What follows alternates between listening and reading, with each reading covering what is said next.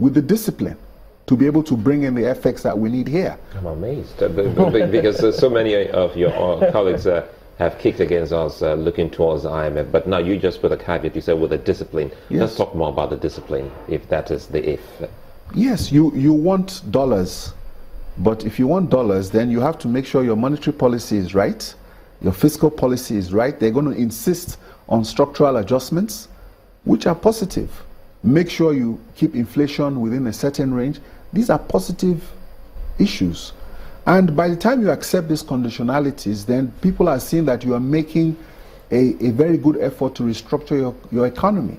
And that will also increase business confidence, especially with the foreign investors, because they know you've accepted an IMF facility and you're going to put in the discipline to make sure it works. And I think it's high time that we become more disciplined. And it's also important to note that this recession is not a quick fix. So we're not coming out of recession this quarter? Coming out of recession for 18 months. And you can play this back in a year. This recording, play it back in a year, and I guarantee you that. We were just told by the government and the minister that we're coming out. Yeah, we're not coming out. We're going to, this economy is going to record a loss at the end of this year. I can tell you that for sure, for free. Because the stimulus that we need to do, we've not extended it to the area whereby we're going to see significant growth in the last 3 months. I read about you and what you and your firm has been doing, some kind of analysis, investigations, kind of research. What did you find out when you say, now looking at Nigeria in recession, and you say it's going to take us about 18 months, perhaps you must have seen something that some others haven't seen. What were the outcome of your findings? Well, you do a trend analysis. I've looked, and my team, we've looked at the Nigerian economy over the last 15 years. And we have looked at the trends. And we have seen the shocks. Most of the shocks in this economy came in the last year and a half. And those shocks are very significant. The only thing that might change things if oil hits $100 a barrel. But bearing that, if you take a look at the outlook on oil stocks with the supplies, that's highly unlikely. So if you look at what we need to do, what are we doing? Your revenues are 50% less. And that's why I'm saying that this stimulus, this quantitative easing, the 2 trillion the central bank needs to create within the next 1 week is urgent. If they get the 2 trillion from the central bank with the quantitative easing and they inject it in the economy, for the next 3 months, you're not going to see the results this year. You also talked about states, each state signing a Fiscal Responsibility Act. Yes, it's very important because the most significant mismanagement on the fiscal side has been at the state government level, and we haven't seen that. And this is a very, very important point because in 2013 we had 17 billion United States dollars in the excess crude account. Now, we said we're going to create a sovereign wealth fund to save this money, to enable us get down. But all these governors refused to save the money. Not only did they say they're going to spend the money, but they went to court.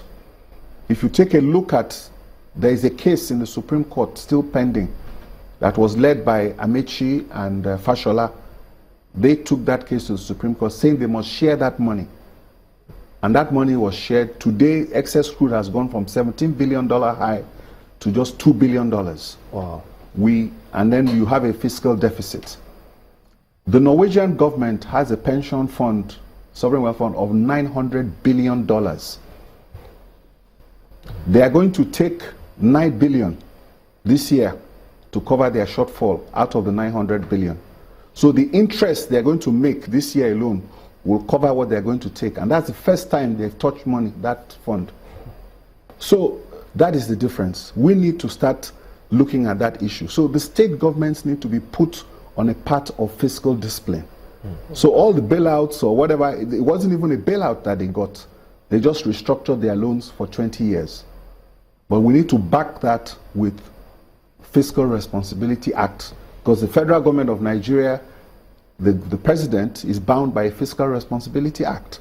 So he can't just do anything in terms of how much he can borrow. Yeah. Borrowing is not just something that he will and do. There's a law that guides as to how they are going to manage the economy. Markwe's got a question. Markwe?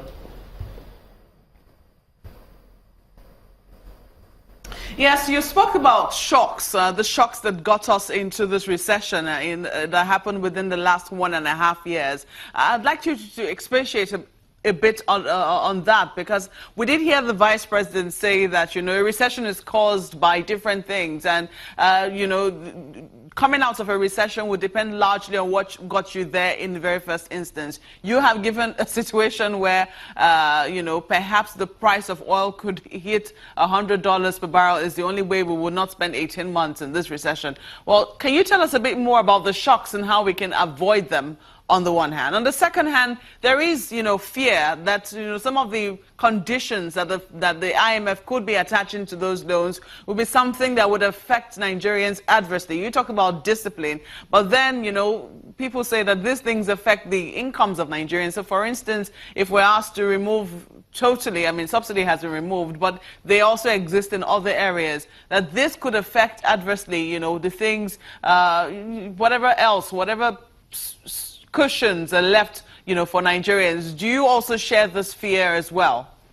Share the fear, Maupe, and I think we need to understand where we are. Let me tell you about the shock. We're sitting down here and our currency has been devalued by 100% in a year and a half, and we're all still looking at each other.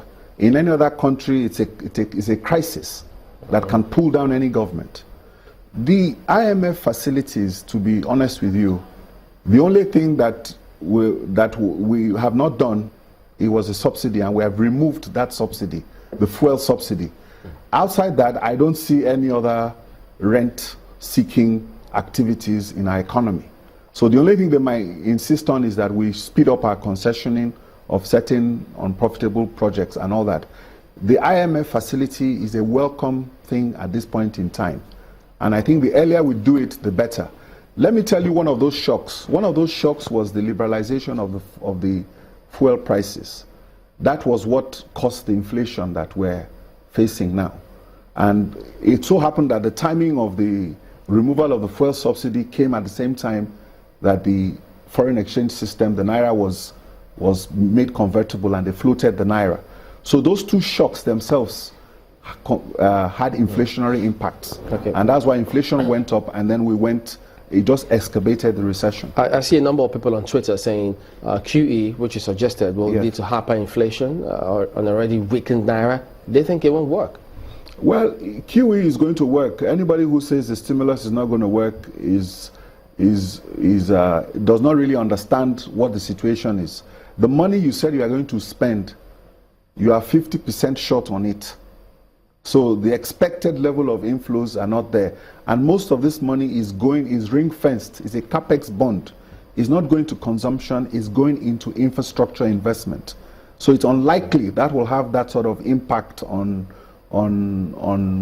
inflation and money supply as it is. And the key word there will be the discipline. The discipline, that's the word. All right, Tilewa Adebajo is an economist. We appreciate your coming on this morning. We'll be back after the break. Don't go away.